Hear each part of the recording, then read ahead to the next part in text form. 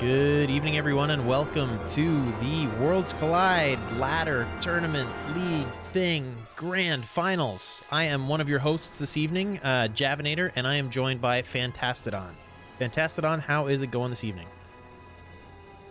I am stoked. Like you said, this is the Grand Finals, the Grand Finale, the big finish, the culmination of what I think is months and months of ladder. This started in like June. And has been going for a long time, and now finally here we are at the finish with two awesome racers about to put on, I'm sure, an awesome race for us with Doesn't and Kilbasiago. So I hope chat is stoked. I'm stoked. See some dancing emotes going on. I think it's going to be a good time. Yeah, absolutely. We're going to get started here in less than a minute. Yeah, so I'm going to disappear a little bit. I'm going to make my wonderful co-commentator fill the silence for a bit as I mess around with the restream stuff. But yeah, I hope everybody enjoys the race. These are two of the best runners in the community today, and I'm expecting a really nice, close, tight race.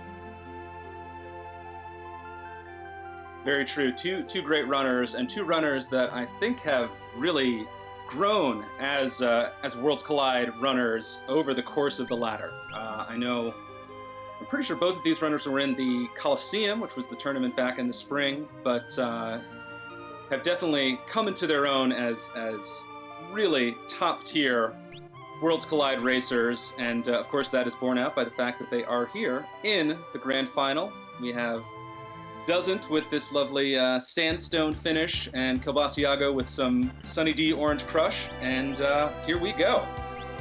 Yeah, don't mind that the timer's I was going to say, don't mind that the timer's a little bit off, folks. There is an official timer on the Discord in the background, and we'll let you know those times, just because it's not possible to get the streams exactly synced up, so we'll have kind of the millisecond timing for you at the end if it is a very close race. Which I have a hunch it may be. But yes, to start off, we have Edgar with Blitz, Mog with Rage, and Sellers with, was that Dance? So that's interesting. Yeah, what do you think of that?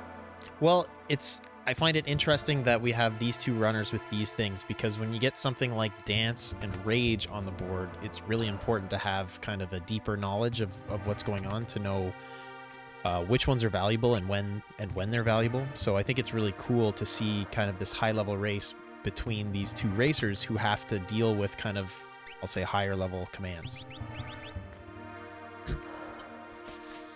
Absolutely. Rage is certainly the most complicated, the deepest command in the game. Doesn't necessarily make it the best, but it does have some extremely strong rages and, of course, rewards knowledge. As does Dance, though fortunately in Worlds Collide, the dances are randomized, but their moves, the actual actions in the dances, are listed under the dance skill, which is very helpful. You always want to look out for, what was it, Cave-In, I think is one of the best, and there are a few good ones in there. Landslide is the one you're going for. Landslide, thank you, yeah. Yeah, it's one of those things where you're not going to see a lot of Dance and Rage at the end of the game, but if a racer can use them effectively, it's what can give you that early toehold. And those characters, if they do stick around, they'll likely reassign them to be magic users, or maybe they'll find some other good offense. But stuff like that can be key to getting that kind of early foothold. Very true. Doing some initial looting now. Doesn't picks up a red jacket in the Returner's Hideout. Very useful item, which Edgar can naturally equip. I think in terms of these starting three, it's a pretty strong party, and I think a pretty open party. An Ice Shield as well for Doesn't, so Returner's Hideout, pretty well stocked this seed. Yeah, I'm but a big fan. Of course, Edgar and Mog can become Dragoons, and Celis is a lady and is always very strong. Yeah, I was just about to say that you love having a starting party with Celis.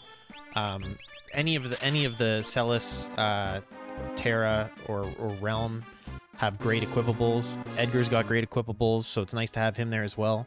Mog not as much, but like you said, he can be a pretty effective Dragoon. So yeah, it is a good start, I think. All characters also have free checks available, so it'll be interesting to see if the racers go for those early and turn up the difficulty a little bit by getting a few free checks under their belts. or whether they try to get into some fights early and get the levels up early. That is the question, as we see Doesn't heading into ruined South Figaro, finding fixed dice in the first barrel. So that's sort of a game changer right there. That's going to color his seed. Also finds a ribbon, which is lovely. Yeah, absolutely. So you'll notice, and we'll see if Kilbasiago does the same. With Edgar at the head of the party, you get half price in the the World of Ruin, specifically South Figaro shops. And so I suspect that's part of why Doesn't went there first, because he's more likely to be able to spend his money and afford those potentially higher priced items here early, as opposed to South Figaro World of Balance, where we see Kilbasiago is gone. True, though we do see Kilbasiago picking up a Thunder Shield in Balanced Figaro, which is obviously great to have. The Elemental Shield's so powerful, both defensively and offensively. So having a Thunder and Ice right off the bat is a great way to start. Yeah, absolutely. We saw Doesn't he go for a chest that's in kind of the back cellar of the Ozer's Mansion, which is not often accessed by runners, at least not the racers, I'd say. That said, of course, Kilbasiago's going there immediately as well. But they got a Genji Glove, which, again, with having someone like Celis who can essentially equip anything, if they start finding Ragnaroks or Illuminas, that can be a huge factor in the offense. Yeah, absolutely. This is a juicy start to this seed. A lot of gear you really want to pick up early. A lot of boxes being checked in terms of elemental immunities. Obviously good relics. Part of me hopes these runners don't get too much good loot too early. I want to see a little sweat in this grand final, but I'm sure they're both very happy with what they've found so far. Yeah, definitely. That's one of the big balances I find when you transition sort of from a more casual runner to a racing runner is trying to figure out where that transition point is from looting and shopping to taking checks and taking fights. And, a lot of racers, what they do when they start out is they kind of have a loop, and it's like, okay, I'm going to do all of these places and then I'll get going. But what you see the more advanced racers start to do is, yeah, they do have a loop, but if they start to pick up enough good stuff early enough, they'll instead kind of skip that and they'll start doing checks earlier, or they'll kind of, weave them into their loop. And that can be really effective at shaving a lot of time. True. Meanwhile, Doesn't doing a bit of menuing, giving us a bit of information. We saw the Zone Seek Esper that both runners picked up has Flare and has Magic Power 1, so that's a pretty nice first find. We also see, speaking of those dances earlier, looks like the Snowman Jazz is a pretty sweet dance with Landslide, Sunbath, Plasma, pretty much all the good dance moves. So happy to see that. Yeah, it's good that you pointed out Doesn't he in the menu, because that's one of the only times you'll see him in the menu, because honestly, he's probably mechanically one of the best racers in the community in terms of minimizing menu time. And so he is one of the first people in the community who sort of started this trend of doing these fights in the South Figaro basement, just to see what they are. Because if they're good, with that save point nearby, you kind of get your levels doing the same looting everyone does at the start of the game. Pretty much everyone comes and does South Figaro basement first. And so if you can come here and get a couple battles under your belt, you save yourself a trip somewhere else to do maybe that early game looting, or early game leveling to get yourself to, say, level 6 or so. And so Doesn't he started doing this in the South Figaro basement. And I've seen a lot of racers that followed suit, because it really can make a difference if you get a few good fights there. That is true. Of course, a level 40 magic fight is not what you want to find, and ran away from that. But now he has that information, as our runners have swapped South Figaros. Yep. Yeah, Kilbasiago's a good racer, so you knew he was going to check those shops at some point. So yeah, they just kind of switched back and forth, and they're basically in the same place in the different world. One other spot where that could happen, and I'm sure we'll see it later, is in the South Figaro cave, sorry, not the South Figaro cave. In Figaro Castle itself, there are two shops there which sell tools and other kind of item shop type items, and you'll actually see those half price as well if Edgar's at the head of the party. Yeah. Meanwhile, Kilbasa finding dragon horns for sale in the relic shop already has dragoon boots. So is 2/3 of the way there to the dragoon trifecta. Lovely for those of us who are fans of Jump, but probably also trying to drum up enough money for this thief who had a fairly reasonable price tag of 10K. We'll see what that is. Oh.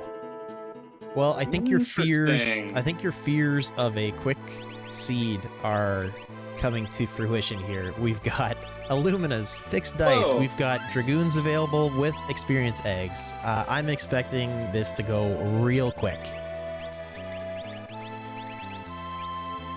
They're gonna have to afford them. Yeah, there's a lot of high price stuff there, but wow, there's your offense laid out in front of you, basically. Yeah, that is a stacked send. Though I sort of like it now that this start has been so stacked. We're not even 10 minutes in.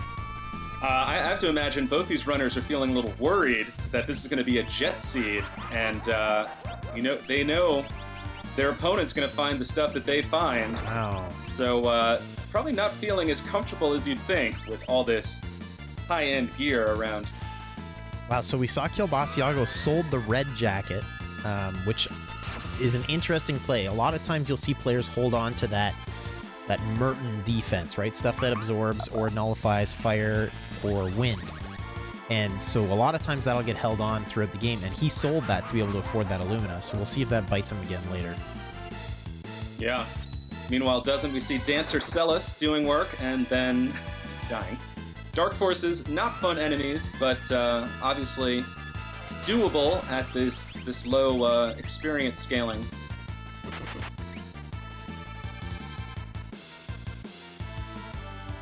Ooh, he's Uh-oh. Yeah. It's a risky fight.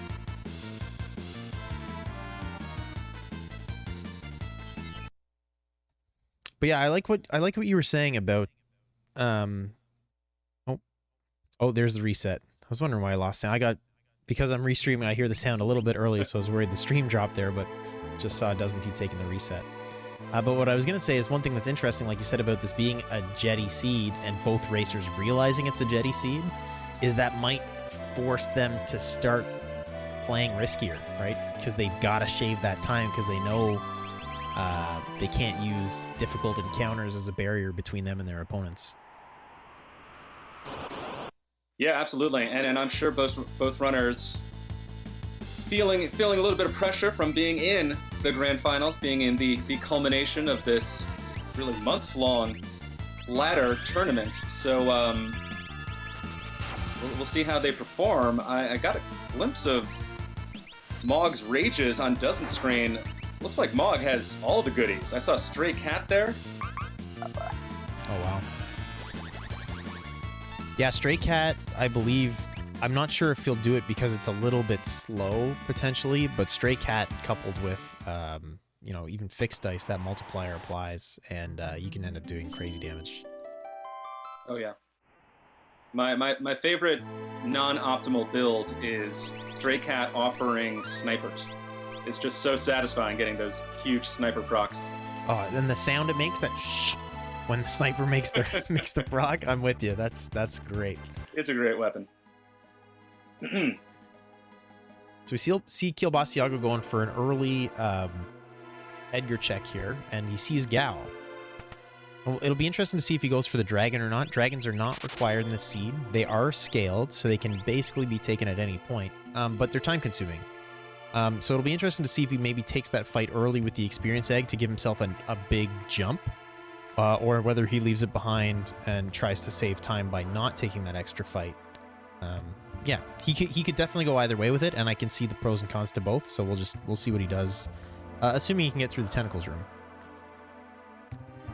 Yeah, of course. It's there. We will be seeing our first boss fight very shortly. As Doesn't, meanwhile, is ascending the cliffs of Narsh.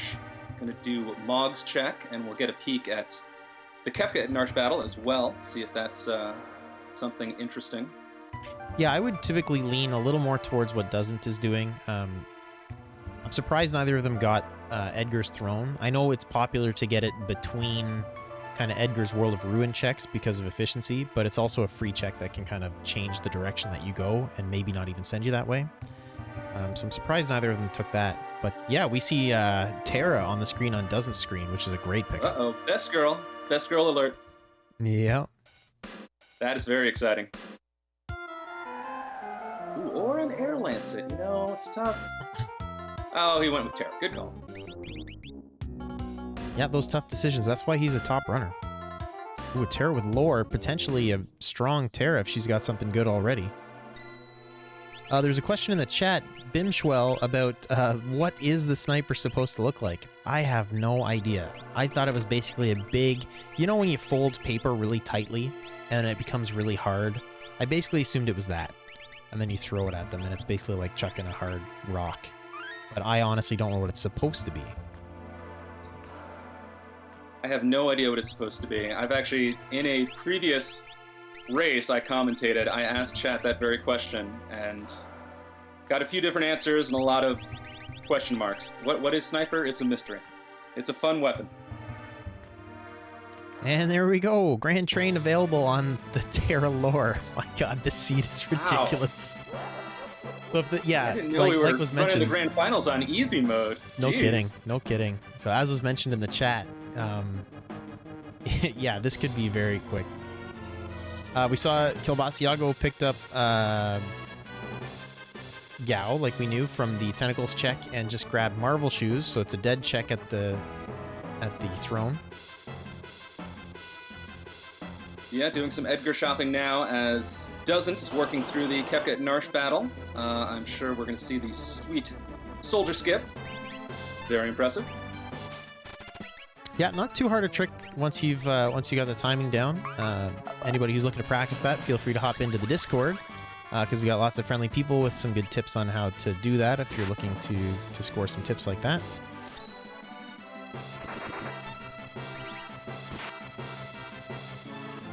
Yeah, absolutely. Please, anyone in the audience who is not already, check out our Discord for all your Worlds Collide needs.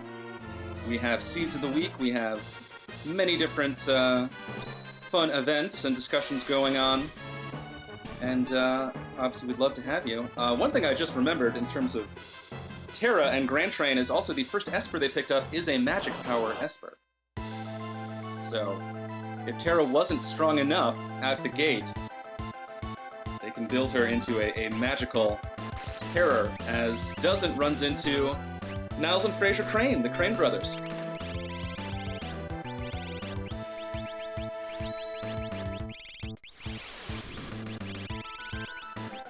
And we see the fixed dice in action for Doesn't screen as Edgar's...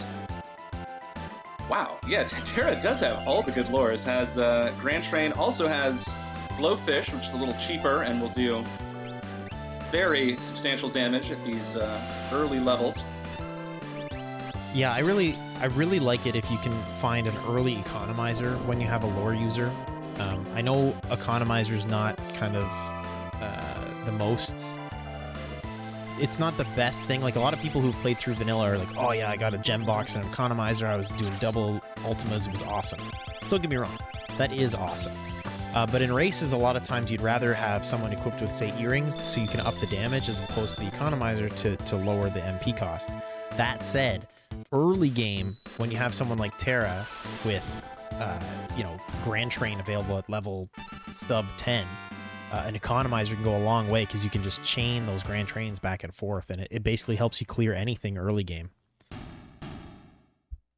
Absolutely, and I totally agree, as Doesn't takes care of the Cranes and earns a dead check, another Thunder Shield as his reward. So both runners running into early dead checks, which personally I am enjoying with my little theory that this Jet Seed is stressing out both runners. So both may be feeling a little under the gun running into early dead checks, but both working on filling out the party and handling these checks fairly easily. We'll see what Kilbasiago wants to do with the dragon downstairs in the ancient castle. Yeah, and as was pointed out in chat, part of the reason doesn't, or I would say the main reason doesn't is saving here is because getting Terra at that Mog spot now opens up the Welk check, which doesn't is going to hit on his way down. So that's interesting because that's sort of a bonus that he wasn't expecting, an extra check on the way, very efficient, that Kilbasiago's not even going to see if he doesn't go up there for that check. He might be waiting around until he gets Terra to go up and check that. So yeah, it's that's kind of a plus for Doesn't here that I don't know if Kilbasiago is going to be able to take advantage of.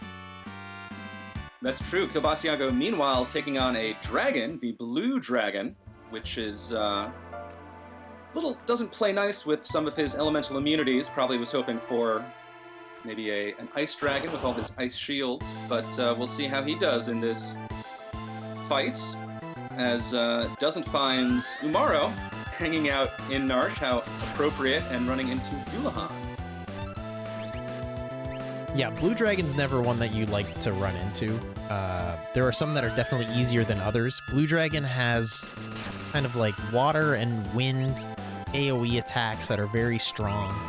You probably aren't walking around with much immunity or resistance to those things, so yeah, he can be a real pain.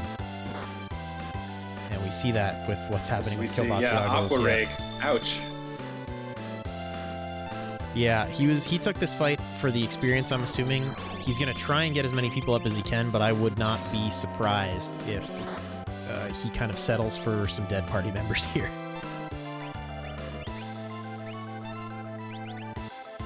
Yeah, hopefully can get through it. Has 3 up now. And there's the flash. That's a dragon down for Kilbasiago. Very impressive, an early dragon. That's going to be a big bucket of experience, particularly for Edgar, who I believe is wearing the experience egg. And, of course, we'll find us an exciting endgame or top-tier item. Another Thunder Shield. Yeah, so the game's really set up for... it's Celis with the experience egg.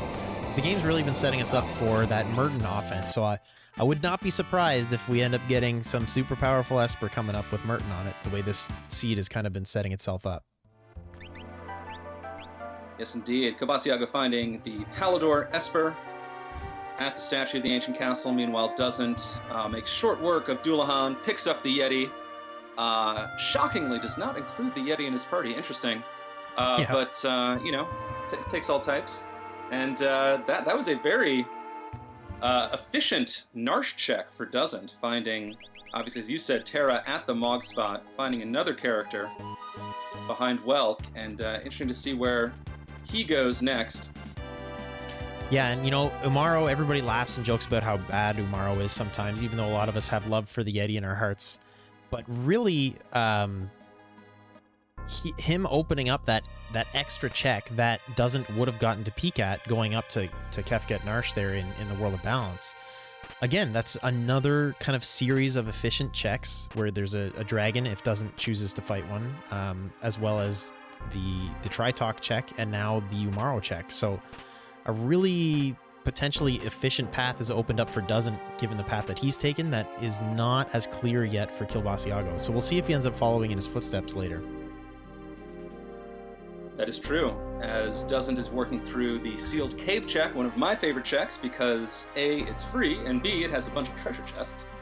So it's a very, very fun casual check. Didn't see anything too game-breaking in the Imperial basement. But we'll see what Doesn't checks in the sealed cave, as Kilbasiago is now done with Edgar checks. Curious to see where he goes next, is straight to the Veld. Yeah, Sealed Gate / Esper Cave is one of those funny, or it's not Esper Cave, sorry, that's a realm check, but the Sealed Gate is a funny check because it's time consuming, but it is the best loot in the game. And sometimes what you'll see is if people pick up a late Terra, they'll actually just pop in just to grab all the loot from that treasure house and then leave, because they don't necessarily want to go through the whole check, but that single house is the most loot dense location in the entire game. So it can be worth just popping in there, opening all those chests, and then leaving. It is hard to resist, especially for those of us who are self-avowed over-looters. I never saw a treasure chest I didn't want to open.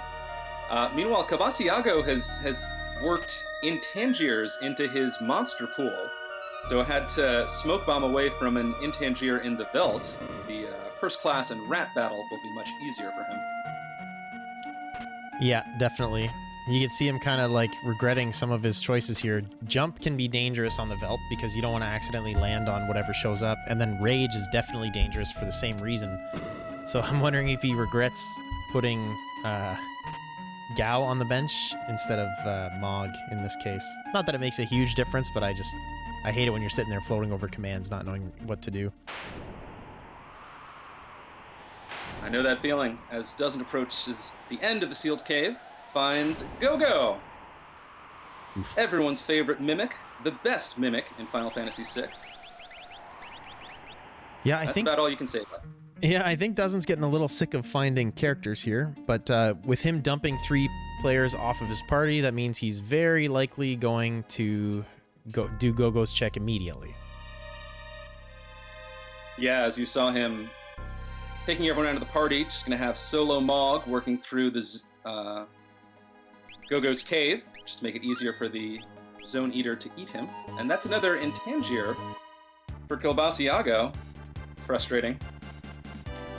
Yeah. It kind of goes to what I was saying earlier about Doesn't he and him being just ridiculous with minimizing his menu time, right? So he uses the acquisition of a character and your party build, and a lot of people do this, but I've never seen him not do it. But, uses that acquisition of a party member so that he doesn't have to go into the menu to change his party members later to do this, right? It's just that kind of efficiency is I think what Doesn't he is most known for. And it's those efficiencies that got him here to the grand finals as Kilbasiago finds Setzer. So that's another fresh character. Setzer with Steel. I find Setzer's a great pickup. Just great checks, in my opinion, come along with him. Yeah, Daryl's Tomb can be a little bit long, but it's fairly loot dense, and it's not a difficult check. And you can check it before you do it and warp out.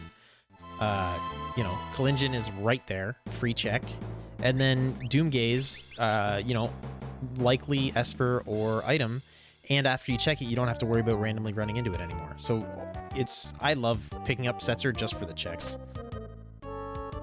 I agree. Great checks for Setzer. We'll see how Doesn't deals with the conductors on these rickety wooden bridges. They can be pretty annoying sometimes, but whoa. Yeah, so if you don't go left or right, if you make a poor jump and you can jump back without having moved left or right, you can save yourself the trip down. Even if you jump directly on him, like we saw Doesn't he do there.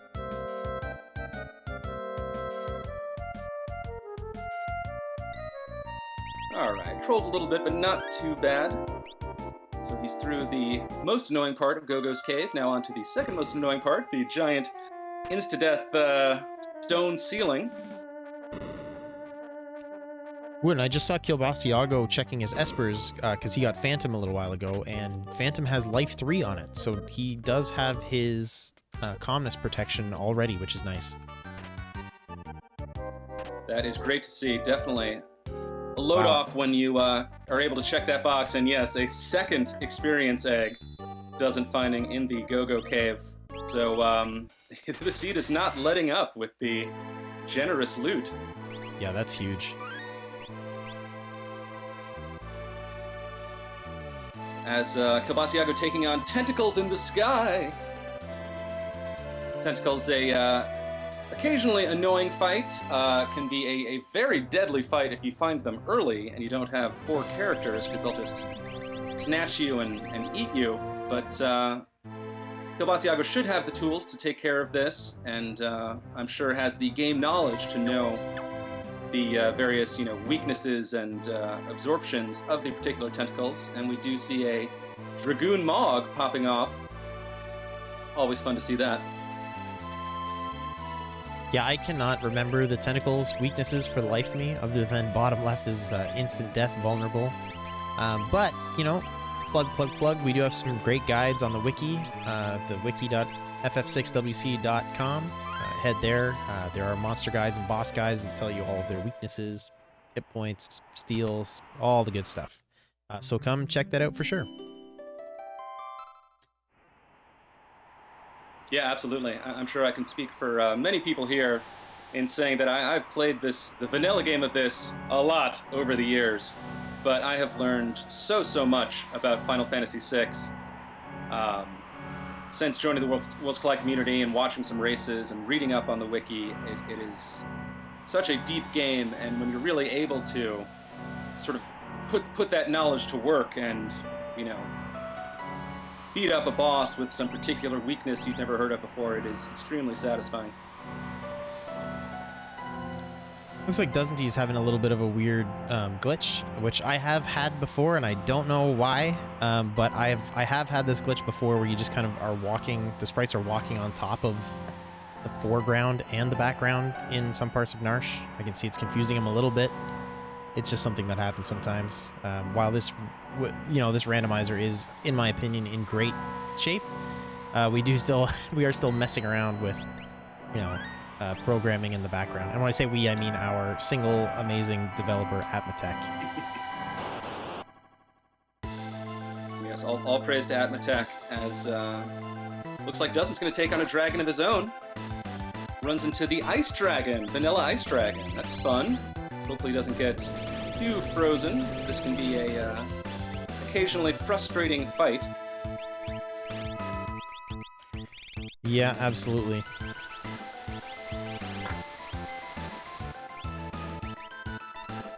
As Kilbasiago heads into Daryl's tomb, going to work through that little dungeon, and should have the tools for the job. Hopefully doesn't get some unlucky freezings, get some good dice rolls, and yeah, that is a downed dragon. So that's a dragon apiece for our runners. Yeah, dragons, I find dragons when they're scaled, especially when you have progression ×2 scaling like we have in the ladder, they're actually almost an easier fight than a regular boss, I would say. So they're great to pick up huge chunks of XP and MP and then that good loot. So it's hard not to fight them when you're kind of in these middle teen, low 20 levels. The trick is to not fight them too much later when you don't need the levels anymore, because they look like these kind of these nice loot goblins that you just want to keep hitting. And it's like, no, you need to stop and move on.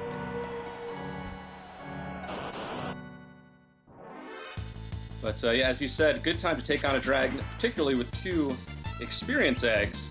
So making even more of that early dragon experience as he runs into the piranha fight, which used to be very annoying, is now only slightly annoying.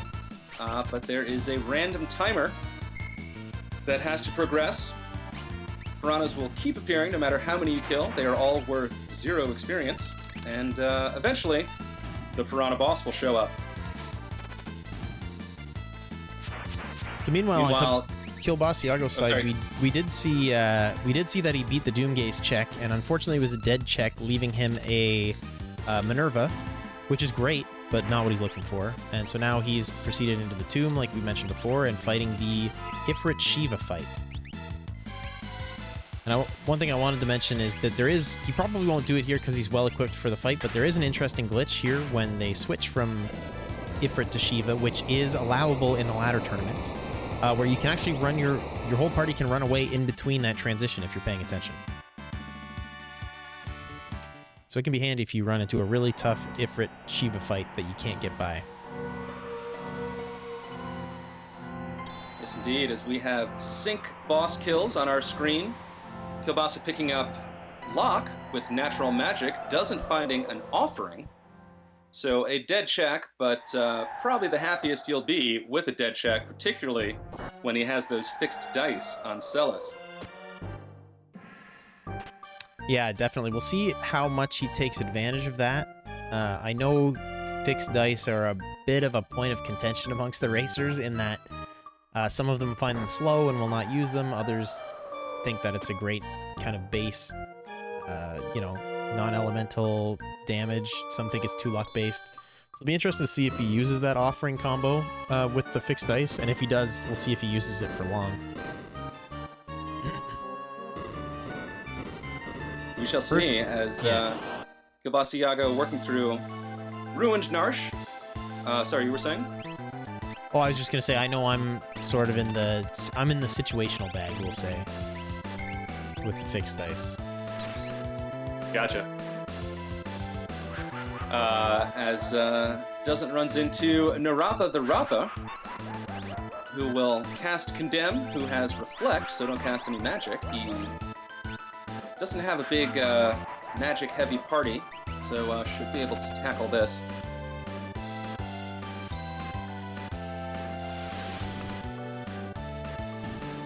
Yeah, one thing that can be handy against Narapa... go ahead.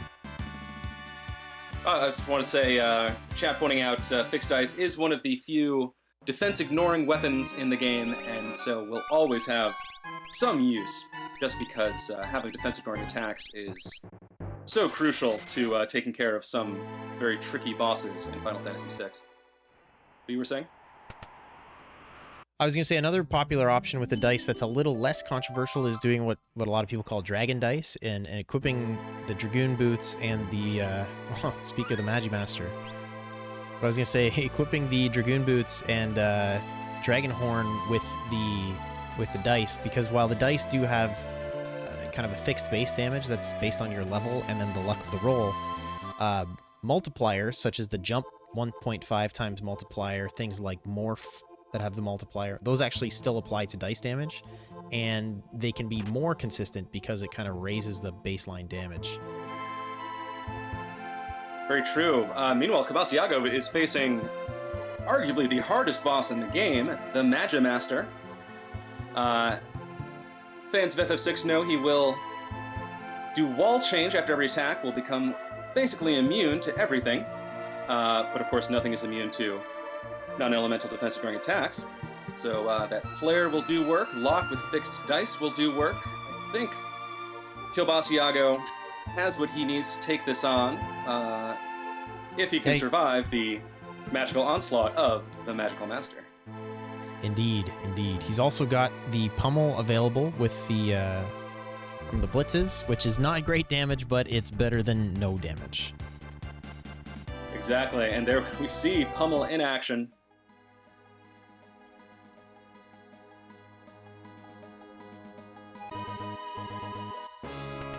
Yeah, so the funny thing about Magimaster is, like, what you can see, and we're calling out specific attacks, is because generally you're going to want to use your non-elemental defense-ignoring magic or physicals. And what ends up happening if you race this long enough and you've been beaten by Magimaster enough times, you start to get really familiar with the different things that can actually do damage to him. And so the really good racers, they usually don't skip a beat, and you'll see them pulling out things that you might not ever see them use, like GP Rain or Pummel like you see now, because basically it's a whole school subject upon itself, learning how to beat Magimaster consistently. And poof, there he goes with some very lucky dice rolls by Locke, and that is Magimaster down for Cabasiago. Well done. Finds Strago for his troubles. Probably going to leave him on the bench, but another character, more checks. Not not the Worlds Collide community's favorite character, Strago. He has some pretty unpopular checks.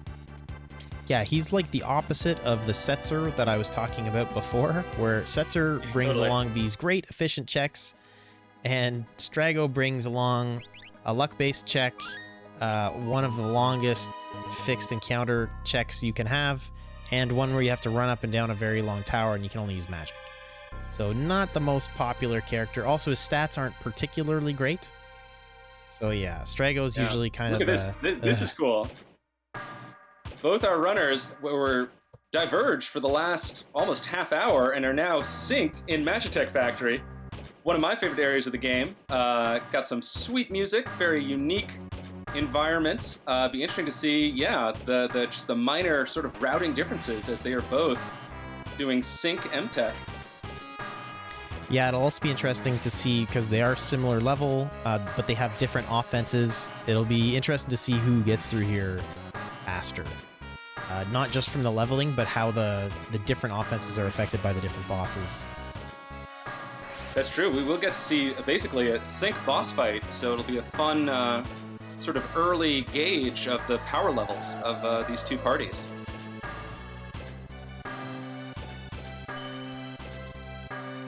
Wow, without the save. Interesting.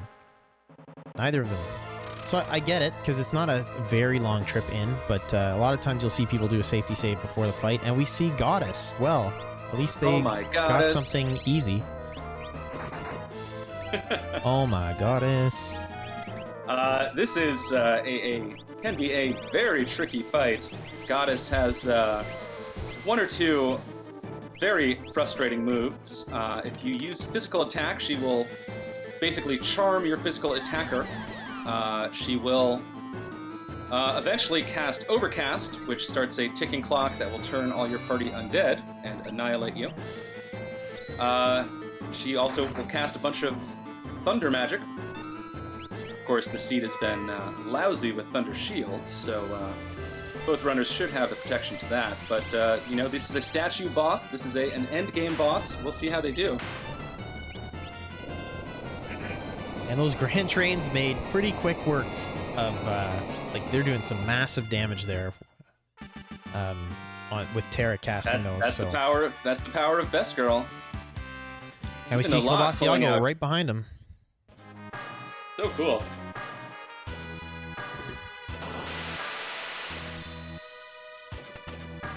Yeah, interestingly, it was pointed out in chat that did not equip that offering on his fixed dice user. And that love token ability, that's actually kind of a little bit of a bypass for it. If you're using... Usually, Goddess can be a real pain in the butt if you have, say, Illuminas or Ragnaroks, and your main offense is hold A and swing. All of a sudden, you can't do that because of love token. But offering, for some reason, isn't affected by love token, and so you can still kind of freely attack without having your team get in trouble there by being blocked by your charmed teammate. Yeah, as Doesn't is first to the second boss up the stairs of Magic Factory. It is Vargas and the Pooh Bears. So a much easier fight than Goddess, and of course Grand Train is still going to do a whole lot of work. Yeah, so interesting. I was talking about the menuing and how efficient Doesn't is, and you kind of look at this, and they finished that fight within seconds of each other, and the menuing difference between Kielbasa and Doesn't had Doesn't getting there that much faster. And I know Kielbasa is currently winning in terms of checks, and he's doing well, but that's just kind of a good display of how important that menuing efficiency can be. He might actually basically finish this fight before Kielbasa really gets into it. Very true. Worth pointing out, both runners, of course Edgar, the starting character, has Blitz. So you can end this battle the plot way with Pummel, but I believe you don't get experience for that, so perhaps both runners valuing the experience over the swaggy plot kill, particularly with all the experience eggs they've found. Yeah, it could be... It's hard to say if they're going to try to go for like a bum rush. So you can get bum rush by doing the cutscene at Duncan's house in World of Ruin, where you would in vanilla, but you can't do it until you've learned all of the other blitzes, which happens at level 42. And so in a normal seed, you're not going to hit level 42. You're usually going to go into the tower if you're racing at a good pace. You're going to go in there at like level 30, maybe 30, low 30s. And so you're not going to hit level 42. But with the experience eggs, it's very possible. And that could be why Doesn't is taking these extra fights in the minecarts, where we saw Kielbasa warp away. Yeah, Kielbasa gone. Doesn't, however, going to treat us to the Indiana Jones Mine Ride Spectacular with these sweet Mode 7 graphics from the Super Nintendo Entertainment System. Going to take on a few fixed encounters while taking this pixelated thrill ride down the mineshaft. Yeah, now we see Kilbasiago following in Doesn't steps, and I think he's going to be frustrated. He doesn't need any more characters, and with him about to find Terra, a dead check, and Umaro in the chain he's about to do, this could really close the gap between him and Doesn't he? That is true. This is one of those times when, if I was Kilbasiago's coach in the stands, I'd be holding my head right now. But of course, it's a randomizer. He doesn't know, and he will be working through these checks as we saw Doesn't do earlier. As Doesn't, meanwhile, is riding the minecart and earning some experience from these random battles. Yeah, so he's probably still relatively happy to see Terra because he's going to say, oh, now I can get Welk on the way down. If you're going to come and do Kefka Narsh anyway, at least, hey, it's another character. She's got some pretty efficient checks. But he doesn't need loot, so Sealed Gate is pretty long walk. Welk is quick, but it's just going to give him Umaro.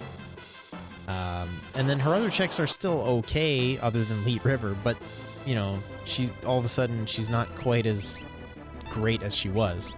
Plus, with his party kind of the level it is now, he's probably not even going to look at her lores.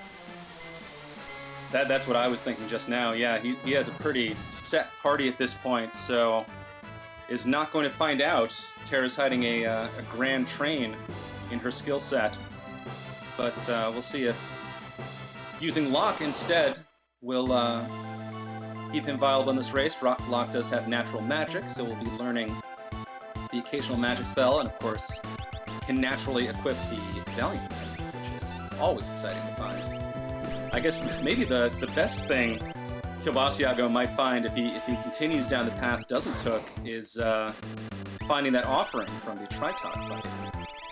And meanwhile, Doesn't taking on Haydn and the Haydnites, that classic big band American standard. Yeah, if really the original Grand Train, Terra's just playing covers, really. Haydn can be tricky. Oh, go ahead. Yeah. No, please. After you. Well, I was just going to say, Haydn can be tricky depending on your offense. Doesn't he was able to take out all the little Haydnites there pretty quickly, which is great. That can make Haydn charge up, though, and do some pretty devastating big attacks to you.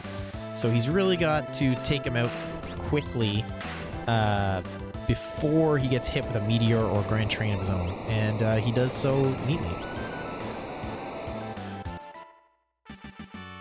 I see in the chat they've also been Hedon to me, which is possible. Video game pronunciations are always funny. I always just thought he's always like, he's in that cave, so he's like hiding in the cave. So he's like hiding.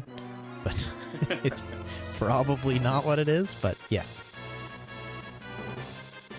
Yes, Chad, you will notice that there are a world of ways to pronounce many of the names in this, as Doesn't runs into Cyan at the end of the Magitech minecart ride and runs into another statue boss, and it is a spicy one.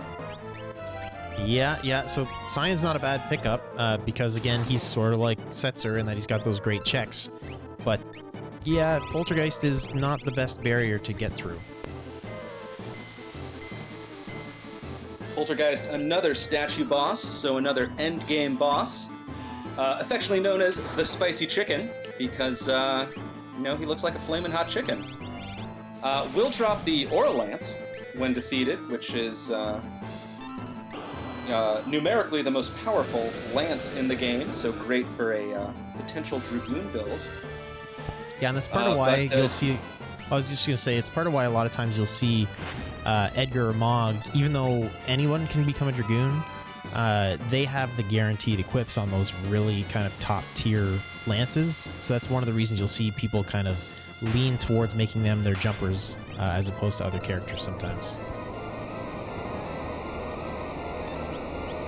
Yeah, as another sync boss kill on our screens. Sort of bittersweet for Kilbasiago, who has been using Mog as a Dragoon, noped out of the third Magitech check, and of course will never face the Spicy Chicken in this seed. Yeah, so that's the Well, like you said, we'll see if he follows through, but that's kind of the offering and the Ore Lance that Doesn't has over Kilbasiago on the offensive side. Not using the offering, though. We'll see if he puts that Ore Lance to use.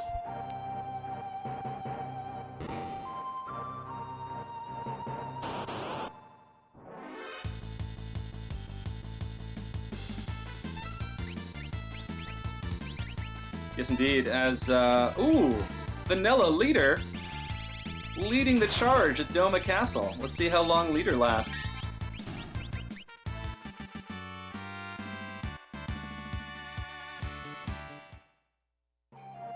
And he's gone. That's a very easy check for Doesn't, checking out Doma's Castle. First of potential 3 Cyan checks, finds another Esper. So we are approaching the 50-minute mark, and what do we have here? We have both characters have the required characters, obviously more than the required 6 characters. Doesn't has 7, Kilbasa has 9. Both now tied at 6 Espers, and both continuing to go in different directions with different characters. So this is a very fun example of the divergence that can happen in a Worlds Collide seed. It's one of my favorite parts of Worlds Collide is the potential for divergence. Also, shout out to Joseph Hayden in chat. But it'll be interesting to see how these routes play out for both our runners. Yeah, indeed. This randomizer has a really weird way of somehow people taking 2 completely different routes and somehow coming together at the end in what can be a very close race. Yeah, even with Kilbasiago, he's done a few more checks, but they've got the same number of Espers. Theoretically, the same number of checks could get them there. One of them could get to the tower sooner, but then the other has more powerful offense and catch up. It's a crazy randomizer in that way where it especially with the top runners, they always just kind of seem to converge on one another at the end, which is always really cool to see. We saw Kilbasiago there selling a lot of valuable stuff to get himself another one of those Illuminas to help his offense out. And I can't blame him, but he was selling things like Thunder Shields, which are really hard to get rid of, in my opinion. Very true, though this seed has been lousy with Thunder Shields. I think at least 2 have been Dragon or Check rewards, and at least 1 in chests, so no shortage of Thunder Shields. Dual Illumina is going to, of course, do a lot of work as Doesn't takes on Atma at the top of Zozo, the harder of the 2 Atmas. Yeah, and now we see Kilbasiago doing that Umaro path that we saw Doesn't he do a little bit earlier. So yeah, they're kind of ending up doing Kilbasiago sort of following in Doesn't he's steps now. So we'll be interested to see if he can kind of keep the lead or if he keeps running into dead checks and whatnot. It was brought up in the chat actually about the dual Illuminas and about having 100 evades. So Illumina is technically the best offensive weapon in the game, but it's also arguably one of the best defensive weapons of the game because of the massive magical and physical evade stat that it gives you. And when you get 2 of them, they stack, and so you have some pretty ridiculous defensive stats from an evasion point of view, at least when you do Genji Glove Illuminas. Yeah, just bonkers powerful swords. Really the ultimate sword in the game. And we see it doing work as Kilbasiago takes on his second dragon, that is the Ice Dragon, the Vanilla Ice Baby Dragon, taken out. So that's another big chunk of experience. Doesn't picked up his 3rd experience egg at the top of Zozo, so that's a frustrating dead check, and is now heading into Cyan's Dream. Cyan's Dream is an interesting one. Efficient check. Yeah, break it down absolutely. Yeah, so there are basically 3 checks as part of this. You're seeing the first one at the Stooges. Stooges will either be an item or an Esper. The second check has no battles. It really just involves running through and doing puzzle, essentially, which all of the Worlds Collide runners know like the back of their hand. So it's not very time-consuming at all. where you then fight a boss on the throne where Rexol would normally be and get a second check, which is either a character or an Esper, so it's guaranteed progression. And then after the dream is done, you run back to the throne and essentially get a free check, which is going to be an Esper or an item again. So you really have the potential here, if you're lucky, to get 3 Espers back to back to back. And if that happens to Doesn't He, and he can go and do Auction House or something like that for a 4th, he's very quickly hitting go mode. And there's his first one right there. Yeah, like you said, it can be an extremely lucrative check. And yeah, finding 1 Esper already. Kilbasiago making short work of the Rhizopause, which I looked up once. I always figured Rhizopause was like Portuguese for piranha or something, but it's not. It's just a made-up word. But no trouble for Kilbasiago, as Doesn't He is working through the sort of puzzle portion of Cyan's dream.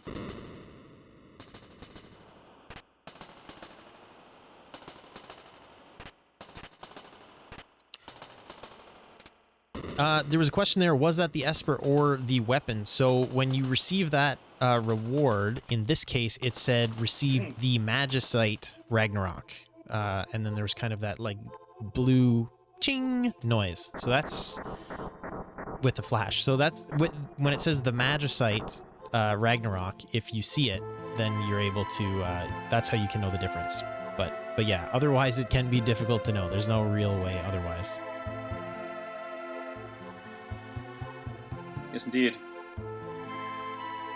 Doesn't, by the way, continuing to find loot that Kilbasiago would love, finding a Valiant Knife in one of the chests in the train section of Cyan's dream.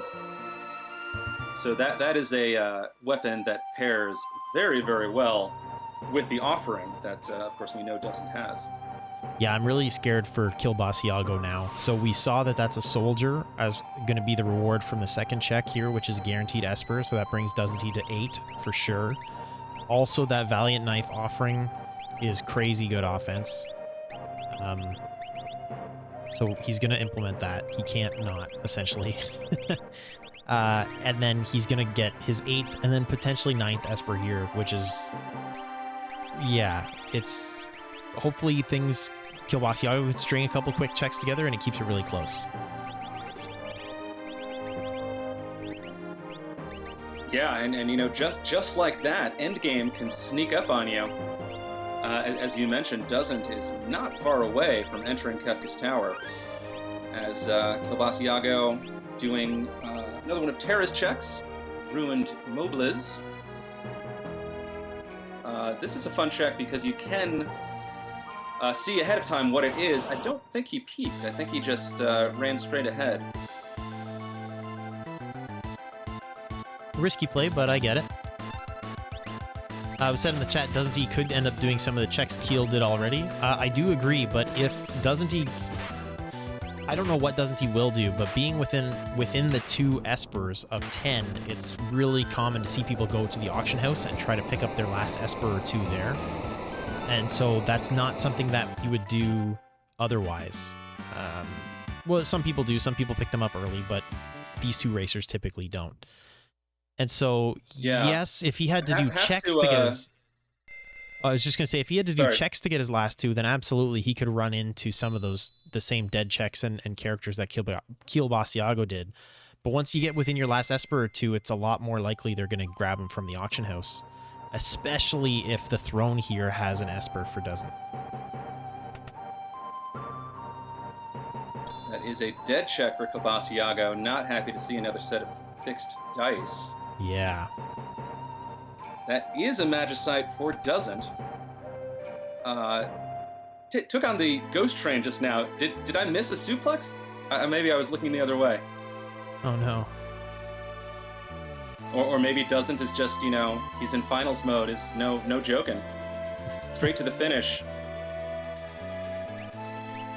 Yeah, and so here's Doesn't going to the auction house. Yeah, Kilbasiago going to be disappointed with what he finds atop of Zozo, as Doesn't is going to try his luck with the auction house. Yeah, so this is a pretty common strategy, right, for racers near the end of the game, especially if no free progression is off, meaning you can get espers from the auction house. Auction house will have up to 2 espers, and you'll know by talking to the guy at the front door whether or not there are espers for sale. And so we see one is, because it says glowing stones available. And by this point in the game, you've probably got enough stuff to sell that it's not a big deal. You can raise, to get both espers, the minimum amount of money, or I shouldn't say the minimum amount, but if you want to get both espers, you may be spending up to 80,000 GP. But by this point in the game, you probably have the ability to get that. And so, yeah, 8th and 9th, or 9th and 10th espers, they're usually going to be from the auction house, and they'll save you the trouble of doing the rest. And of course, doesn't a very intelligent player, very knowledgeable Worlds Collide player knows to purchase the 50,000 gold item to increase his chances of finding that elusive piece of magicite. Yeah, auction house is kind of weird once you look into the logic of it. There's a reason that people go to the World of Ruin to do it, because the items that you buy are removed from the pool. Whereas if you go to the World of Balance, they're not. You can keep rebuying the same things over and over again. But there's basically 4 items you can buy, and they're basically a series of coin flips. So the first one is either going to be the $50,000 item or an or goes to the next level. And then when it goes to the next level, it's another 50% chance, and it's 50-50 all the way down. So that's why you'll see racers buy the $50,000 item, or 50,000 GP item, because it increases your odds that next time you're very likely to get that first or second Esper slot come up and buy it, just like we saw Doesn't He do, and he's now in go mode at just about an hour. Right under the hour mark, so a very impressive time. Oh, did we miscount? Does he only have 9 espers? I'm not sure what he's... Maybe he miscount? I know he doesn't use a tracker, so it's possible there was a bit of a miscount there. But it doesn't matter because he gets the next esper right away. I don't know. Oh, how about that luck?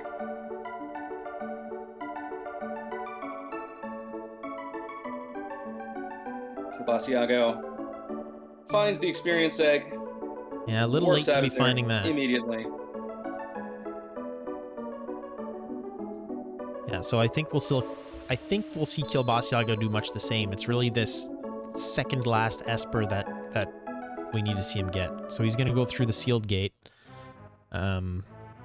which I can't remember if it gave an esper or not. It gave Go-Go. Right, so I'm really fearing for Kilbasiago here. Sometimes when you fall behind, you can catch up in Kefka's tower. Doesn't He's offense is incredibly strong with all that other stuff that he found. So, yeah, I'm a little bit worried for Kilbasiago here. Hopefully he gets some better luck after this check. Yeah, and I think it points to something that we were talking about earlier, that, you know, the Worlds Collide community likes certain characters, doesn't like other characters, and you're seeing that sort of play out right now. Cyan has some very convenient, very efficient checks, doesn't check those, and was rewarded for it. Kilbasiago picked up Strago, who has some very time-consuming, inefficient checks, and has checked none of those. So it's sort of a tale of which characters they found, which honestly comes back to the divergence from almost the very start of the game. Yeah, absolutely. I suspect Kilbasiago is pretty exacerbated right now, seeing Go-Go here. You know, again, top runners, and we mentioned at the start about them maybe feeling a little bit panicked with how strong this seed has been. And with him being at 10 characters, he knows he's done a lot of extra checks that did not need to be done. And so he knows if Doesn't had a little bit better luck and a little bit more efficiency, he's going to be going in, you know, kind of the 1 hour mark is sort of a normal time to be going into the tower for kind of these high level racers in this flag set.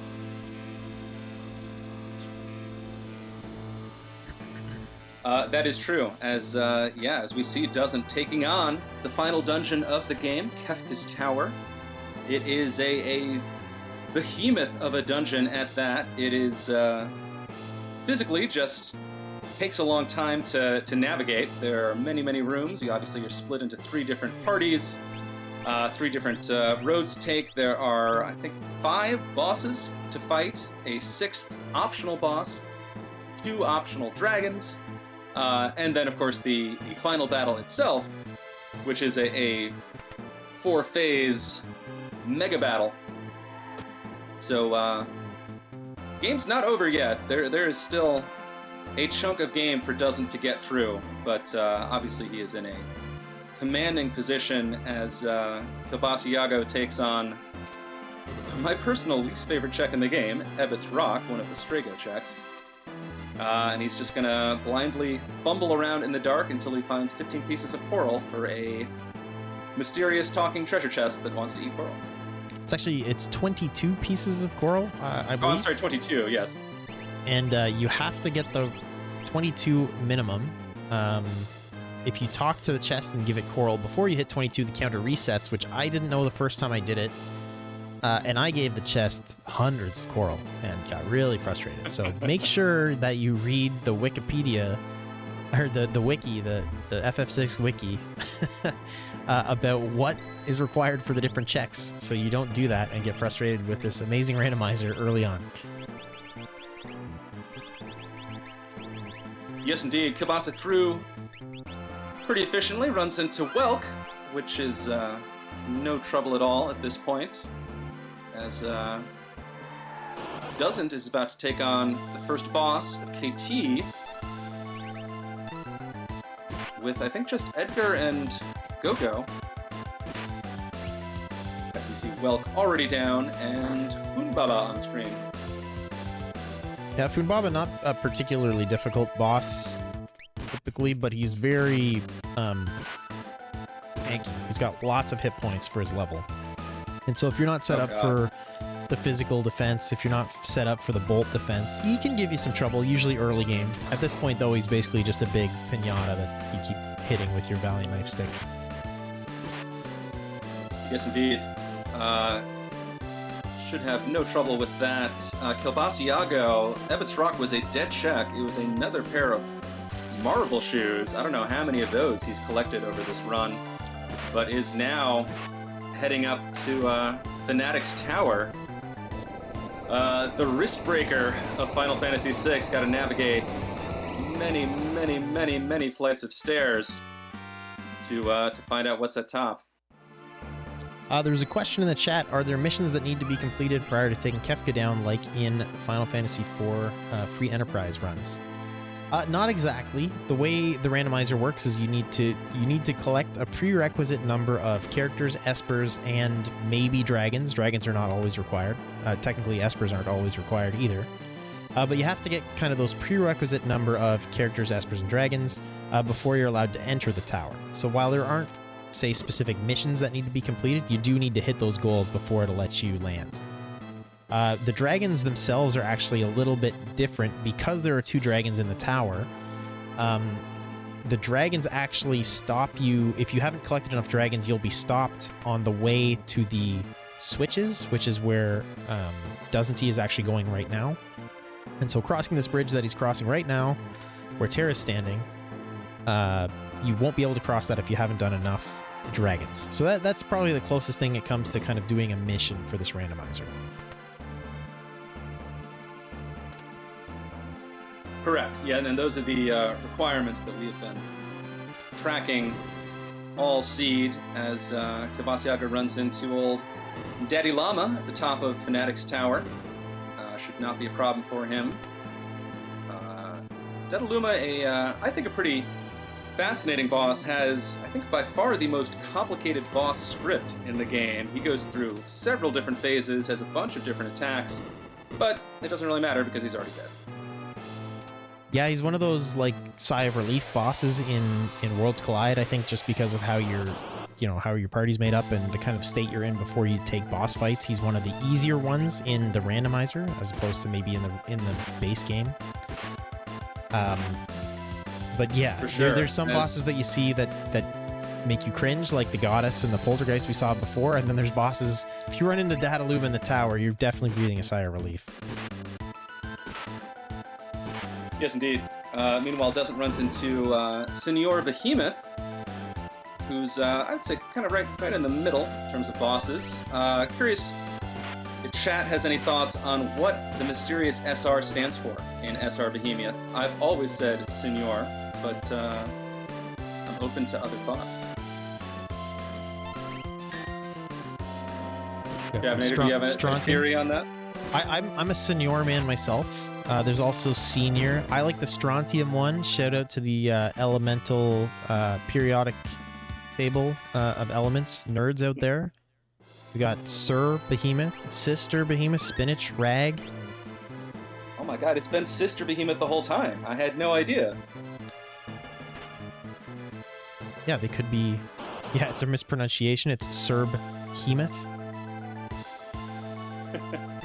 Doesn't checking the validation chest at the end. Love to see that. And is immediately rewarded with an Ultros fight. Haven't seen any Ultros fights until the very end here. There are, of course, 4 opportunities to encounter everyone's favorite friendly purple octopus in the game. They're all more or less the same. This is the only exception to the rule because it also has Chupon, but they're all pretty easy to tackle. Yeah, absolutely. We see Kill Boss Iago just to take away. He did get an Esper from that Fanatics Tower, finally. Long trip. And now he's going to the auction house like Doesn't was, so theoretically he'll be here. Hopefully he's got just as good of luck as Doesn't he did. And he'll be following into the tower, hopefully somewhere around 104, maybe? Hopefully not that long, but...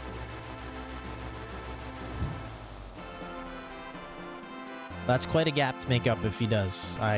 Anything can happen at Kefka's tower. Anything can happen in the Kefka fight. But, ooh man. I'm not baiting the commentator's curse here, but like, I don't think Doesn't he can lose. Okay, I am baiting the commentator's curse. And I will, just to pile onto that, in the community race just yesterday, Doesn't wiped in the final Kefka fight. So anything can happen, but really I'm more enjoying the extremely high-level play that we get to watch as Doesn't taking on a KT boss, not in its vanilla spot, but Guardian, a extremely high HP endgame boss, and we'll get to watch Terra's Grand Trains just chew through that. Yeah, and if anybody's watching and they like this, but they think, you know, they're not really interested in racing, but they kind of like the randomization aspect, you can definitely shape this randomizer to be kind of whatever you want it to be. There's definitely different scaling options. So what we're looking at here today is scaling ×2, or progress ×2, which means as they collect characters and espers, the difficulty goes up. And at a ×2 rate, it turns out that's not that hard. But you know, if you see this and you want a real challenge, you can definitely crank that up. You can come into the Discord and talk to people. They have some great suggestions for how to make a really difficult seed. But absolutely come by if any of this kind of thing interests you. We've got a great community, lots of people really passionate about the game, love helping people out and running seeds together. So definitely stop by if anything has caught your interest in the randomizer today. For sure. Kilbasiago doing his part, showcasing the imp cutscene in the auction house. Not something you want to see if you're actually trying to complete a seed, but fun Easter egg. I think Kilbasiago maybe little tilted from those dead shacks, but hope he, there we go, much better luck, finds the Esper now. I was gonna say that's the cherry on the top of the sundae of this seed for Kilbasiago, I think. Yeah, right.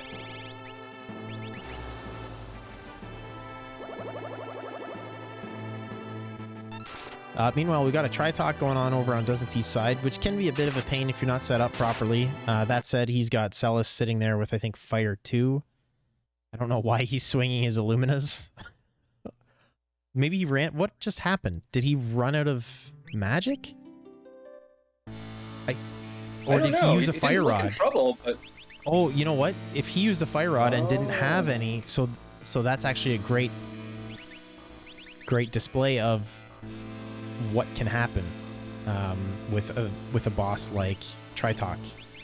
You need specific offense against some bosses like that. You need either fire or, again, one of those magical defense passing offenses. So, we'll see him put the fixed dice on here and go for it with that. But unfortunately needed the reset, which is going to cost him a little bit of time. Yeah, as we see Kilbasiago dropping into KT at 113. So he'll be making his way through all of these checks. Yeah, funny to see that, we were talking about, as you said, those defense-ignoring attacks earlier in the seed, and how when you first start running Worlds Collide, you start learning all of the attacks that ignore defense, basically for situations exactly like this one. Yeah, exactly. You actually saw that he wanted to get the Valiant Knife off of Edgar, but unfortunately Celis couldn't equip it because it's a much more consistent source of damage. And I think he may have sold the offering, so he's just throwing single dice, and he'll get through this fight no problem. It's just time-consuming and kind of at the mercy of the luck of the rolls. Yeah, it is literally a roll of the dice. Although it's not actually. It's not purely random. I think it is slightly biased against the player. You definitely roll more 1s than 6s.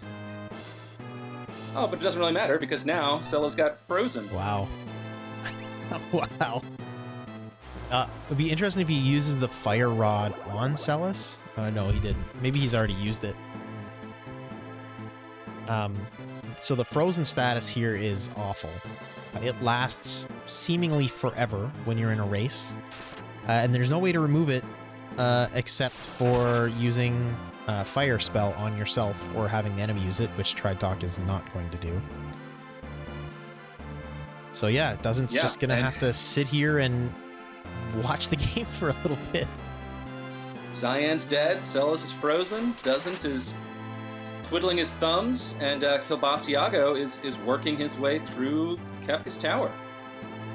I have to say, I did not expect KT Tritok to be a huge roadblock in this race, but yeah, it's one of those bosses that has insane defenses, except for fire, which does not have at his disposal. Yeah, and while so there's the crack on Tritok, so it didn't hold him up for too long, but that right. Definitely is a gap closer. You could see from Kilbasiago's fight on Funbaba here, Kilbasiago's got strong offense, so I think he's closing the gap now that he's finally got his requisite espers and characters. It's just whether or not there's enough time for him to do so.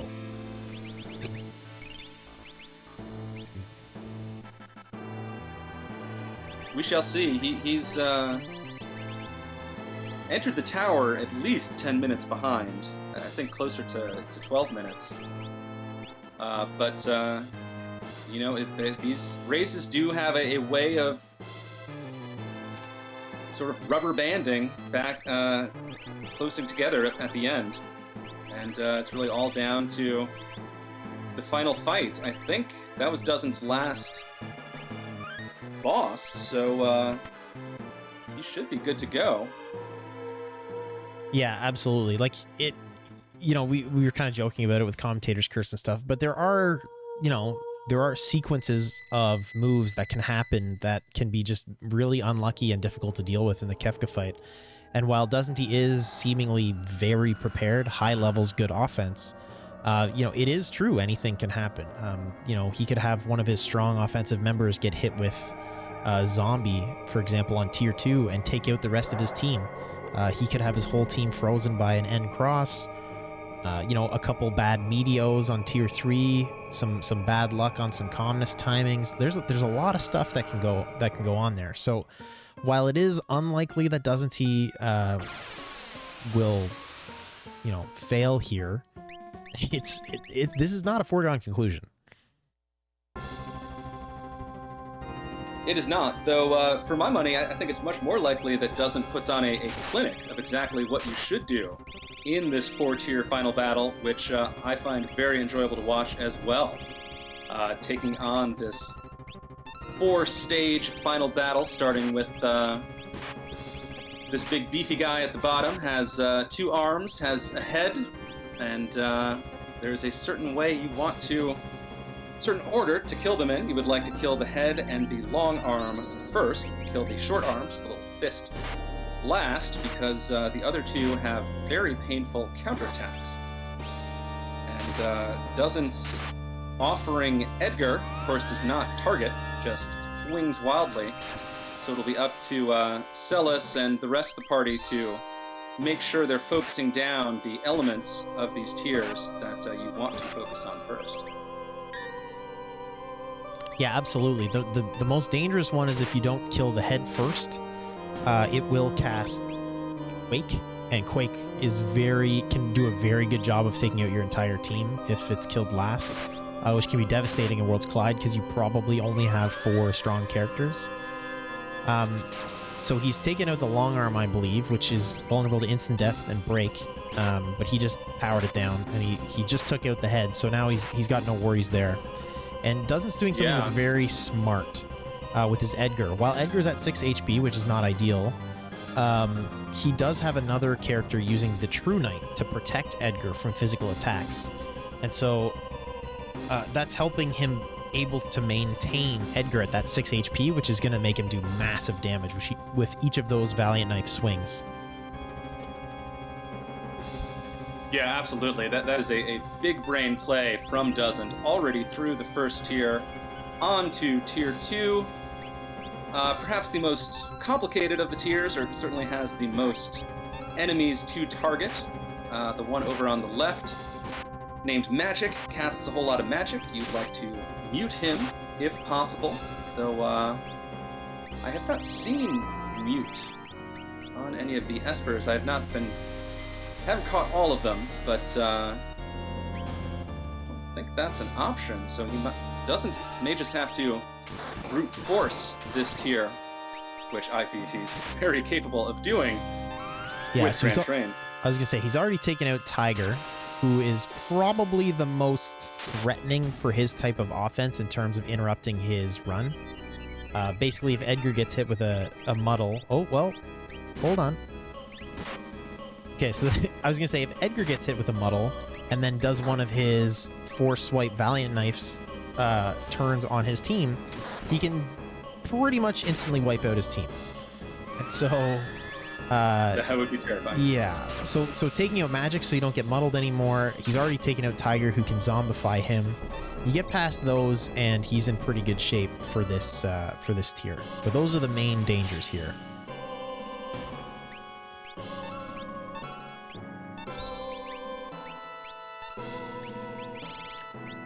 As Kabasiaga's solo lock taking on Guardian, that it's going to take a little bit to chew through all of Guardian's HP. Pretty sure he has at least one.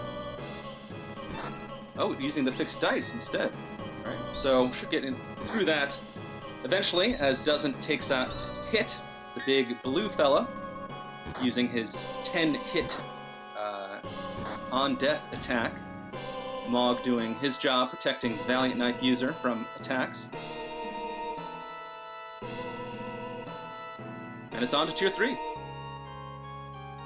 So tier 3, there's a two-part boss. There's what we call Lady or Girl, who's kind of the floating head on the left, and Sleep, who is this lazy, muscly person on the right, laying down. And basically, the girl will use Whirlwind and has 9,999 hit points, and so will heal both of them or back up to that repeatedly. And Girl also has immunity, or will absorb every element. And so you need to hit her with non-elemental stuff, which doesn't. He has a wicked offense and had no trouble doing so. And now you're just left with Sleep.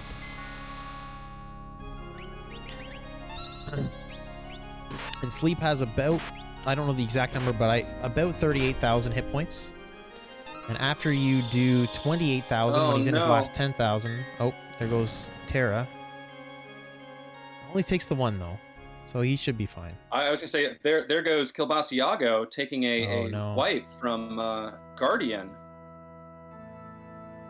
Oh no! As Doesn't makes it through Calmness, loses Terra, Sad to see that Grand Train leave the station, but does still have Edgar Sella's Mog to take on the Mad Angel, the Winged Clown, the man who destroyed the world, Kefka himself. Yeah, and I don't think we're going to see Kefka for too long, to be honest. Edgar with 6 HP is going to be swinging for massive amounts of damage. We're not going to see the usual opener from Kefka Fallen One here because he's going to just take so much damage that we're not going to see it.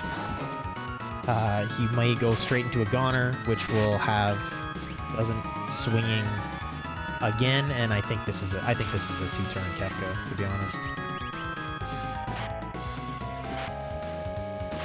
Not going to be much longer than that, as we see. Oof.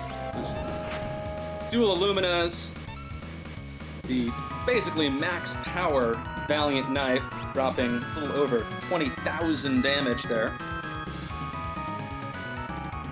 So what Doesn't's doing right now is waiting for Goner, which just happened because he's worried about an Ultima counter from Kefka taking out Edgar and leaving Celis solo. And then Kefka can do some hefty single target damage, which is why he waited there smartly. And GG to Doesn't He. GG with an extremely impressive time. Yeah, coming in with an official time of 1:23:54. That is a fantastic time. And to pull that off in the grand finals, Doesn't is our grand champion of Season 1 of the ladder. Been racing since June, been improving over the months, and shows his worth here in the grand finals. Fantastic time, fantastic race. And congrats to Doesn't.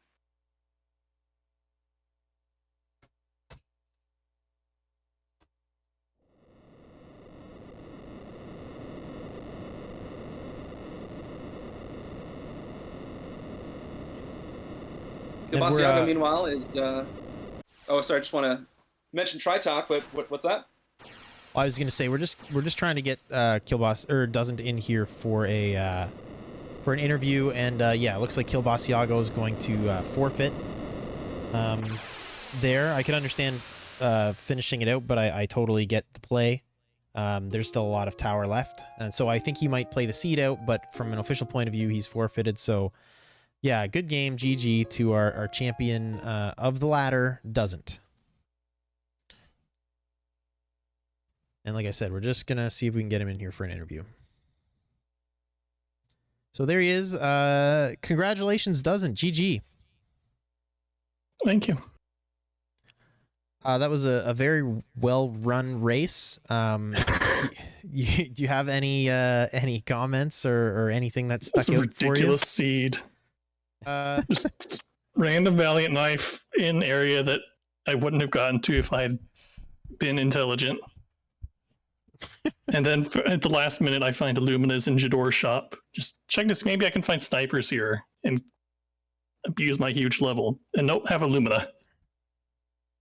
Yeah, absolutely. It was a pretty generous seed. Did you feel that way right off the bat? Yeah. Well, not immediately, but like about when I got Terra, I was like, oh well, I know how I'm playing this, and I was wrong because it kept giving. Yeah, we noticed that. We were actually saying in the commentary at the start of the seed that we were kind of hoping maybe it would give you guys a little bit of trouble and we could see our top runners grinding it out. And then it's just this generous seed giving you guys all the goodies. You and Killbossiago took some different paths for sure. Killbossiago finding those nice Illuminas early, whereas you went a different path and found totally different offense. But yeah, it was definitely generous seed at the start. Yeah. Yeah, Grand Train with magic power growth. It's gonna be okay. Yeah, when you were just melting bosses with Terra. Oh yeah. Did you have a strategy coming into the grand finals? Were you going to switch things up, or were you just going to sort of play your style? I'm just going to play how I normally play. Yeah, and that worked Well, out. Which I I mean, pretty you- much did. Yeah. I did take Yeah. an unusual opener because of the characters we happen to start with, but I think that's how you should handle Celeste at your start. Yeah, agreed. We were saying the same thing about just because of the half price shops and whatnot, and the checking the basement. Yeah, and we saw you doing your kind of trademark move of taking encounters along the way. Some of them not being particularly kind to you. Yeah, that's how it goes. So yeah. So Was is there there any- anything were else any about points- this? Oh, go ahead. Go ahead. Sorry. Oh, I was just curious if any points where you felt particularly far ahead or maybe a little behind. Actually, I felt like I was going to fall behind around Magitech because I don't remember where the clock was. It was like 40, 50 minutes, and I just didn't have many espers. Especially as Zozo, I didn't feel I had many espers, and I blundered into doing Magitech 3. I had not planned on it. I want to explain this because it's funny. But I saw that Zone Seek had warp on it. I put it on Sluss, and I was like, okay, I can use my last warp stone safely, and I don't need to worry about buying these. And then later I go to Figaro, and actually, no, I'm thinking I need to make sure I learn warp, though, before I go to somewhere where I'll need to use it. Because if I get a boss that doesn't give me magic points and I need warp and I can't cast it, then I'm boned. And so I figure I should do a check that doesn't involve it to get magic points first. So I go to Figaro, I see Gao. I've got, I think, 6 characters at this point, and a lot of checks, so I figure I don't want this and up and out. I go to Figaro, I check the shops, and there are warp stones there, and I don't buy them. And then I got a Magitech, because I figure, hey, 2 bosses, I'll probably get it along the way. Would have been really nice if I'd seen that warp was a ×1 learn rate. Well, what's Well, That's crazy the is entire that reason that I did Magitech 3. Magitech theme might have been the play. That Because you was the picked play, up- because it led into picked a up really Cyan. good dream that had Valiant Knife. Yeah. And I was sitting on it was- offering. Super fun watching. You and Cabasiago took starkly different routes at the start of the seed and came back and did Magitech Factory basically in sync. And then he warped out, you found Cyan, and that sort of decided the rest of the race. Yeah, the Valiant Knife paid off. That was such a lucky break. As were the Illuminas. I was expecting to just go full Spell Slinger in the end. Because I had all these half pieces of physical builds. Yeah. Yeah. Absolutely. And then it all just came together nicely. Did did you have anything else about this specific race there, Fantastodon? I was just going to ask a little bit about the ladder as a whole. No, I just wanted to ask how it feels to be grand champion, to have ascended all the way up the ladder. Congrats. How do you feel? I'm glad I won. I have a title. Didn't want to be the guy who always got second. You've been flirting around at the top there for a few tournaments now. So yeah, it is nice to see you come home with this one. You did finish the regular season of the ladder, of the 12-week ladder, in first place. Well deserved, winning the majority of the weeks. What do you think of the ladder overall? For the kind of the duration of it, it's been going It's for quite fun a while. to have just nice, reasonable weekly races. Kind of miss them. Yeah, right on. Yeah, that was the kind of the thought behind it. So I'm glad that is the aspect of it that you kind of picked up on and enjoyed. So this will likely not be the last ladder, but it will be the last one for a little bit because some people need a break. Understandable. All right. Well, do you have any closing thoughts, Doesn't for us or for kind of the community watching? Not really. Thanks for hosting this. Thanks, Atma, for making this randomizer, which is really good. Can't say that enough. Right on. Well, thanks a lot, Doesn't. Again, congratulations and enjoy your win. Good night, y'all. You too. And I've moved Kilbasiago, our finalist, into the chat. Kilbasiago, Ayo. GG, sir. Yeah, that was something. GG's. Yeah, congratulations, Doesn't. Yeah, we were watching that race and it was close for a really long time. How did you feel about the seed? There was a lot of power in it.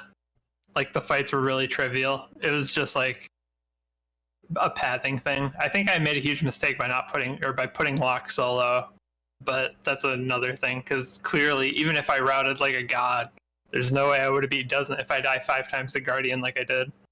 Right. So I don't think me getting kind of screwed out of all those checks and like extra characters made a difference at all if I made that same choice.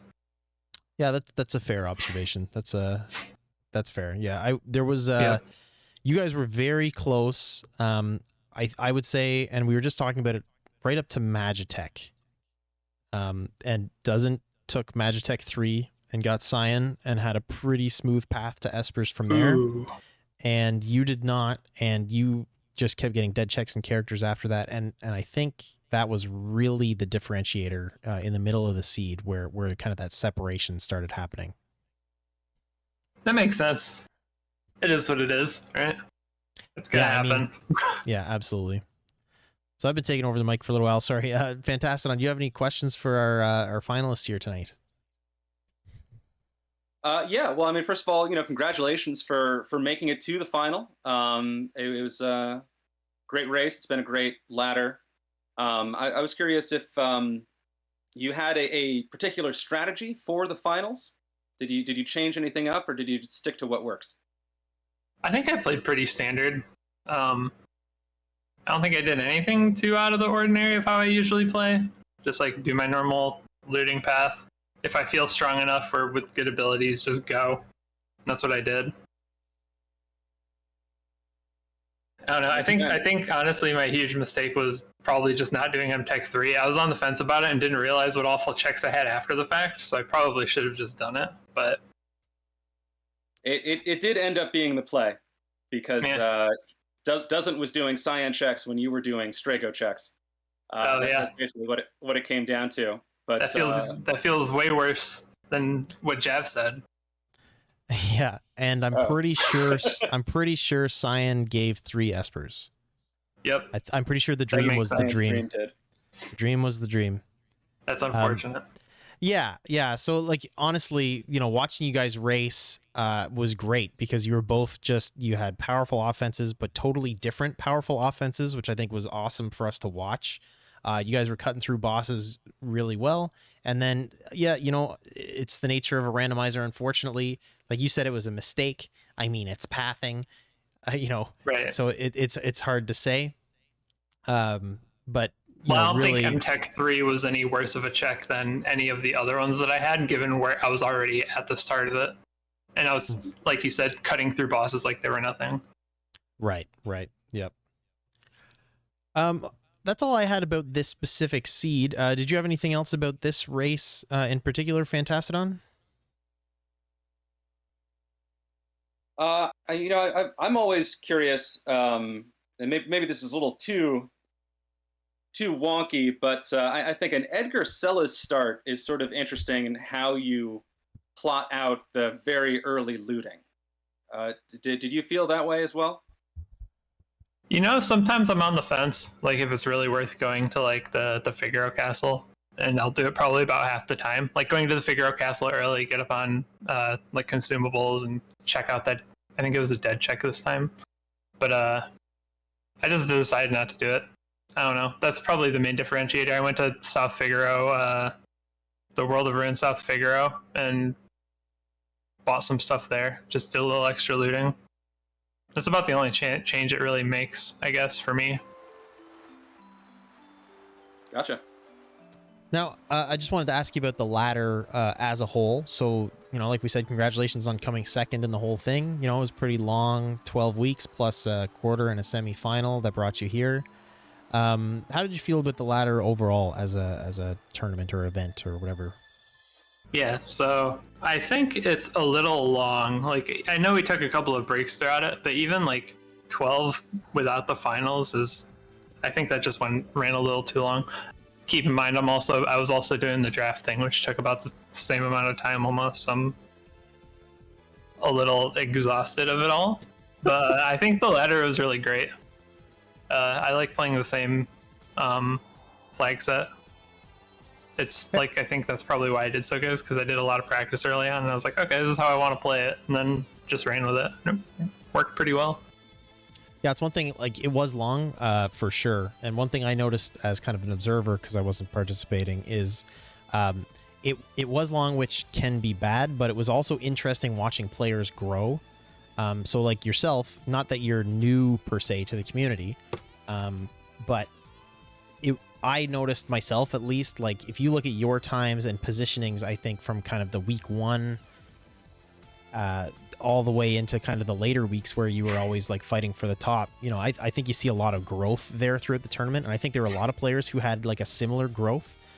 So I really liked seeing that. I liked seeing players who came in who you could tell had strong fundamentals and just kind of grinding the same flag sets week in, week out. And you just watch this growth and kind of churning out some pretty strong players in the end. Yeah, I yourself agree. being one of them. Thank you. I do have one comment on the whole like one flag for the entire season, and that's there's one thing I really wish that we had on was like no free progression, and I'm pretty sure nobody would have argued against that if we had turned it on halfway through. Right. Just I don't know. Like I think maybe there may be good to have rules to the or exceptions to the rule. Yeah. So Because a lot of like people who probably should have won didn't because they got bad auction house luck. yeah. Oh, I don't disagree with you. So, you know, you mentioned that. I'm not going to commit to anything right now, but you know, there will be another ladder in the future. Not for a little bit, probably not till next year. But there will be another ladder at some point, and it's not going to be the same flags. You know, we'll take the opportunity to step back, and the one you pointed out specifically is definitely one that I'm strongly considering, just because it removes a lot of the luck aspect of it. Not completely, Yeah. but it makes a big difference. And when you've got this many, like, I love our community where it is right now because there's so many strong racers near the top who on any given day can win any race. And the closer that we can bring those racers together, because by removing that luck and rewarding that skill-based play, I'm a big fan of that. So yeah, that's one of those flags where I definitely am going to be looking at kind of implementing that very likely in the next ladder, whenever it is. The next season. TBD. Yep. Stay tuned for season 2. All right. Well, again, congratulations on coming second in the whole group of, I think there were over 30 people who participated. So, you know, quite an achievement. Do you have any final closing comments for us and the people watching? No, thanks everyone who watches. Thanks for the restreaming. Congratulations again, Doesn't he really deserved it. He's been a killer ever since he started, and I think everyone's surprised he hadn't won. So, yeah, that's all I got. Thanks for having me. All right. Thanks, Kobasiago. Thanks again. Congratulations again, and enjoy your break. Thanks. Peace out, guys. All right. Later. Well, Mr. Fandastodon, any final thoughts from yourself on our race this evening? I thought it was super fun, and I hope everyone watching thought it was super fun as well. Again, congratulations to Doesn't, congratulations to Kilbasiago. I want to give a quick shout out to Ceiling Cat, our tremendous tracker, who was keeping track of this very fast-paced race behind the scenes. Appreciate that work. And Jabinator, I'll talk you up for a bit. You are doing double duty this evening, talking and running the restream behind the scenes, making this all possible. So I really appreciate that. And just want to echo what you just said. The Worlds Collide community is it's a great place to be, and look forward to more fun events like this in the future. Fun to be a part of. Yeah, thanks a lot. Really appreciate like you stepping up here. Like this whole community, all these races, everything that we do is all community run based on volunteers. So, you know, big props to the community for stepping up and supporting these kind of events. It's really great to participate in and see everybody having a lot of fun. So, you know, thanks to yourself and everybody else who restreams and helps out and tracks like Ceiling Cat. I'm, you know, I made the ladder. I kind of was running it. It was a heck of a ride. I'm glad that people had so much fun with it. I did some work in the background for sure, but it was really fun kind of on the administrative side of things too, believe it or not. Like I said, watching everybody grow, kind of tracking the progress, paying attention to the numbers. And so I really appreciate the racers and everybody who's been watching and participating in that as well. But yeah, so there will be a season 2 at some point. Anybody who's still here, please follow the runners and our restream team as well. You know, people who run this game as well as some other games, and they're generally pretty awesome people. So definitely follow them. Check out the Discord, hop in, join the community, roll a couple seeds yourself using the link at the bottom of the chat right now. And that's about it from me. So yeah, if there's nothing else from you, Mr. Fantastodon, I think I'm going to be signing off and saying thanks to everybody for watching, and everybody have a good night. All right, thanks, GG. GG. Good night, all.